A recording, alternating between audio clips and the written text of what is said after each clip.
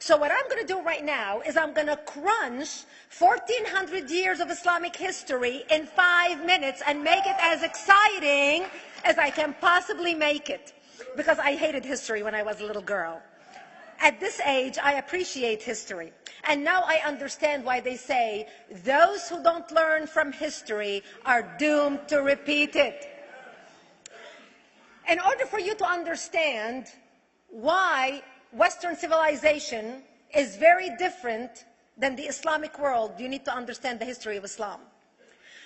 When Prophet Muhammad supposedly revealed his revelation from the angel Gabriel that he is supposed to be the last of the prophets in the early 600s, he started preaching in his own city, Mecca. He tried to recruit friends and followers to be able to spread his religion. And he tried for 12 years and failed. And after 12 years, he was only able to recruit his immediate family and friends. So he decided, if I go to Medina, which was the Jewish hub of Arabia, the business hub where the Jews lived, if I go there and preach my religion to them, if they accept me, that will buy me respect and stature between my own people, and they will accept me.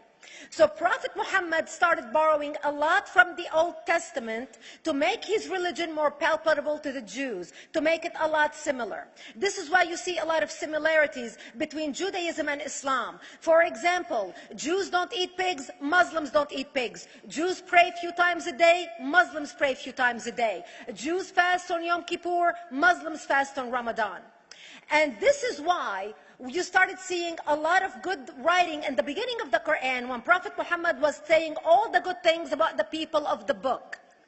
He took his message and went to Medina trying to recruit the Jews, talking about the people of the book, talking about how similar the two religions are. When they refused to accept him and follow him as the last of the prophet, that's when he turned against them and started killing them and started expelling them.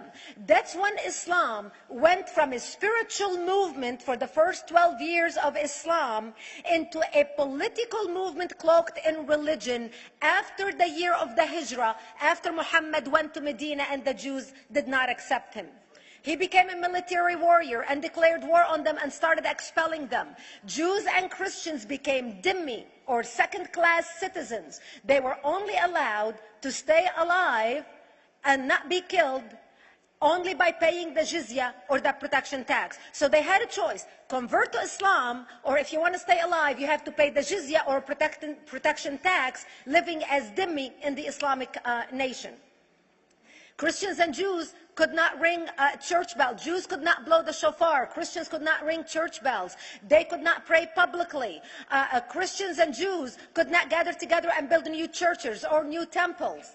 And the way they paid the jizya, or the protection tax, was in a monthly ceremony where they would get together downtown and the Jew would kneel on his knee and hand his goods to the mullah, who would take the goods as the price for buying the protection. And in many areas, Jews and Christians were given necklaces to wear as a receipt that they paid their jizya, or their protection tax.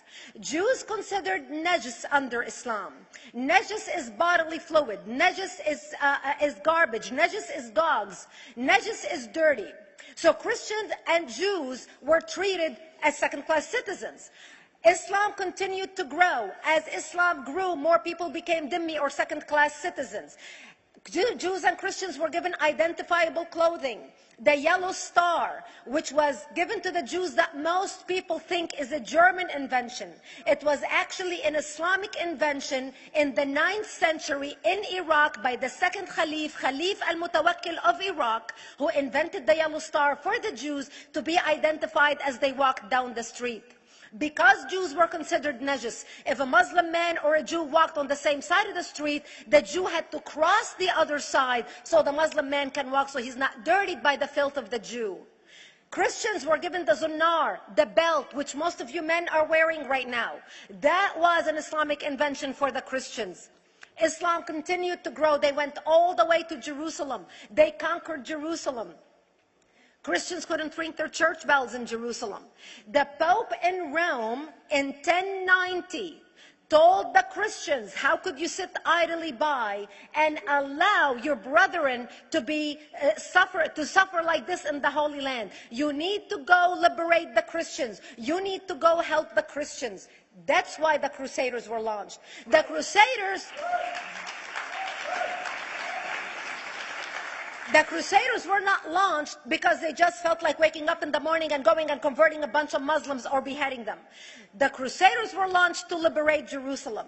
And they were able to liberate Jerusalem for less than 100 years before Salah ad-Din al-Ayyubi, Saladin, took it back, and Jerusalem remained under Islamic control until 1967, when the State of Israel liberated Jerusalem, where Christians, Jews, and Muslims could pray under the same sky.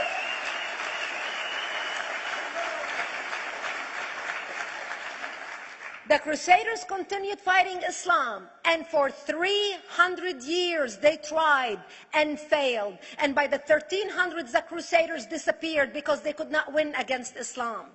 Islam continued to expand. They went all the way to Central Europe. They went all the way to China. They went to India. They conquered Spain. They changed the name of Spain from Spain to Andalusia. And they started, as they advanced, as they conquered more nations, more people paid the jizya, or the protection tax. And this is how the Islamic Empire grew. It went all the way until they was stopped at the gates of Vienna on 9/11. 9/11 is not a date that Osama bin Laden just picked out of a hat. 9/11 is a symbolic date in the Islamic calendar. By the 1600s, Islam had covered more of the earth's surface than the Roman Empire did at its peak. Between the 1600s and the 1800s, the Europeans were experiencing the European Industrial Revolution, where the Europeans were able to invent products on factory lines, where they are able to make money and sell products, which gave them the money to build a strong army in order to fight the Muslims. And that's how they were able to stop them at the gates of Vienna on 9/11.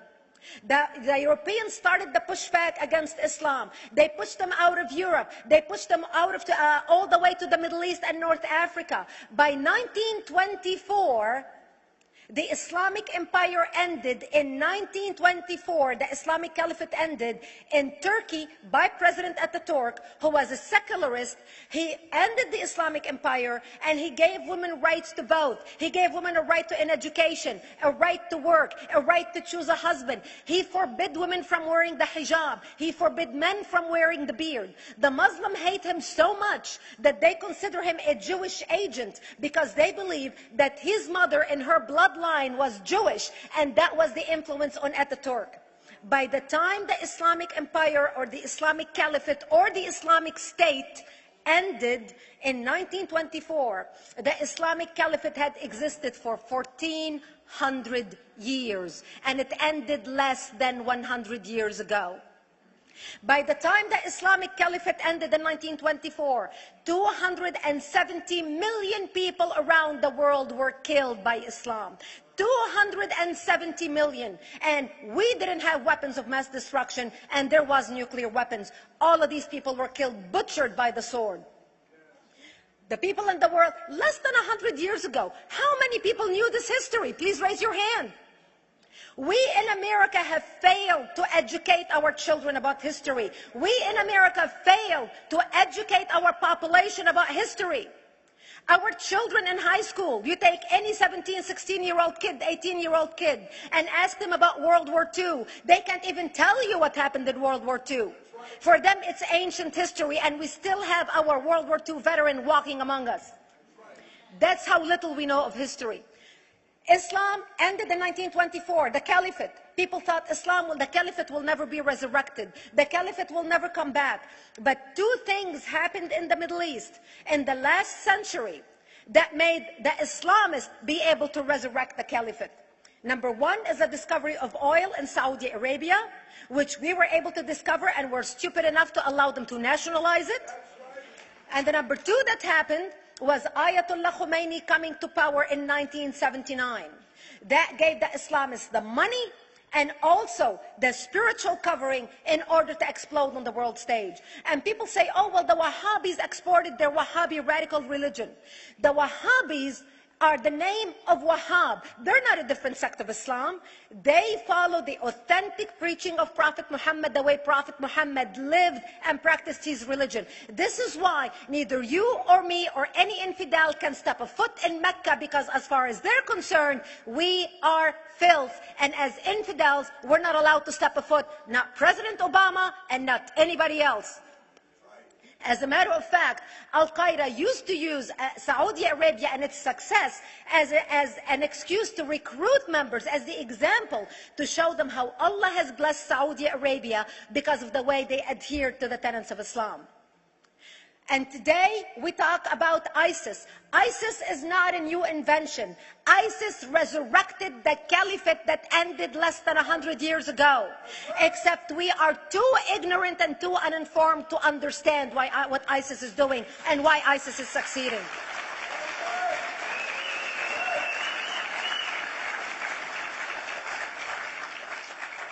Two things you need to understand about Islam and the principles of war in Islam. One is the law of taqiyya, which means lying and deception. It means that a Muslim man can lay his hand on the Quran and swear that he is telling the truth, knowing that he is lying, but also knowing that the Quran will forgive him because he is advancing the cause of Islam. The second thing you need to know about is that the Treaty of Al-Hudaybiyah, which is an Islamic principle of war and a model on how to deceive your enemy when you have to sign peace treaties with your enemy. And it is based on an example by Prophet Muhammad. Prophet Muhammad was attacking the Meccans and their caravans when he was living in Medina. One day he attacked them because this is how he got the goodies. He would attack them, rob them, and spread the goodies among his men. And this is how he was able to recruit, because this is how people made money without working.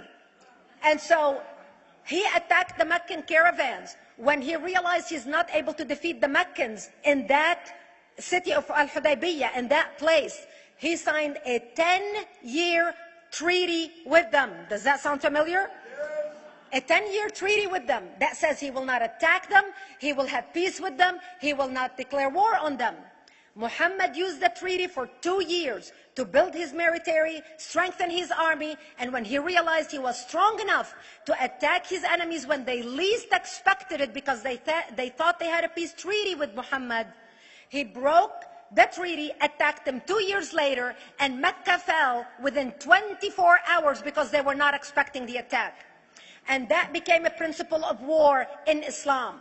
And to give you an example of how that is practiced, this is why anything signed with Iran means nothing to them. And to give you an example of how this law has been put to use in recent history, Yasser Arafat, who's not an Islamist, but he is a Muslim, met with the Israelis and signed the Oslo Accord in 1993. Remember all the handshaking at the lawn of the White House? The Oslo Accord, Yasser Arafat used the peace treaty, the Oslo Accord with Israel, to get Israel to bring him back and give him his territory, finance his military, train his police, and give his police the weapons. Yasser Arafat broke the Oslo Accord 8 years later, didn't even wait 10 years, and declared the second Intifada in 2000, and all hell broke loose. He used the same treaty to win and deceive against his enemies and deceive his enemies. When Jordanian press, after Yasser Arafat signed the Oslo Accord with Israel, and Egyptian press would interview Yasser Arafat, and they would say, how could you sign a peace treaty with the devil? How could you sign a peace treaty with the Jews? Yasser Arafat will tell them, remember Hudaybiyah. That's all he would have to say. The whole Muslim world knew exactly what Yasser Arafat was talking about. We in the West and the Jews in Israel, it was over their heads. Nobody understood what Hudaybiyah was referring to. And this is the type of deception that we are dealing with. So when Iran signs a peace treaty with the United States for 10 years, they are using us as useful idiots, as gullible, ignorant people who are signing a peace treaty with the devil in order for Iran to continue her thing. In this deadly game of thrones, there's no place for America or for Israel. We don't have to gamble with our future and with our children's future. Elie Wiesel. And I wish I could promise you, Elie, that the lessons of history have been learned. That is why it is so important to be wise about who we're going to put in the White House next year.